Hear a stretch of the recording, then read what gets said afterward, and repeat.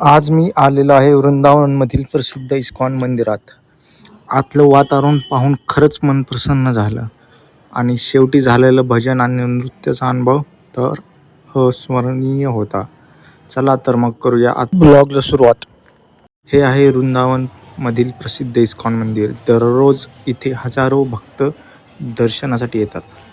मंदिराची सुंदर रचना आणि शांत वातावरण पहिल्या क्षणी मन जिंकून घेतं.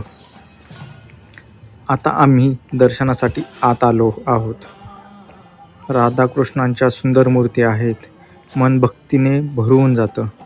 इथे सतत हरिनाम आणि भजन सुरू असतं, ज्यामुळे पूर्ण मंदिरात सकारात्मक ऊर्जा जाणवते.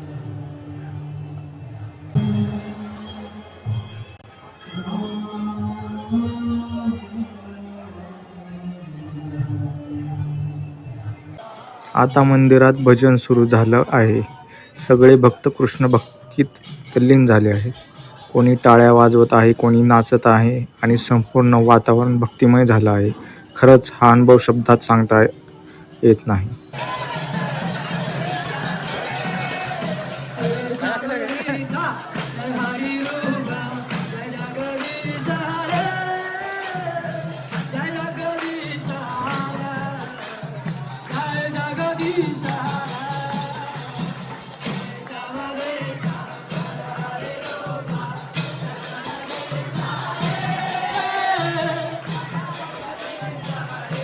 आजचा इस्कॉन मंदिरातील अनुभव खूपच खास होता आणि इथे झालेलं नृत्य पाहून तर मन एकदम भरून गेलं.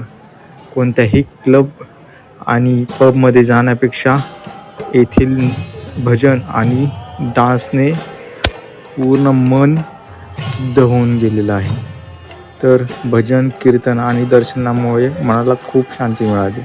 तुम्हालाही कधी वृंदावनला जाण्याची संधी मिळाली तर हे मंदिर नक्की भेट द्या.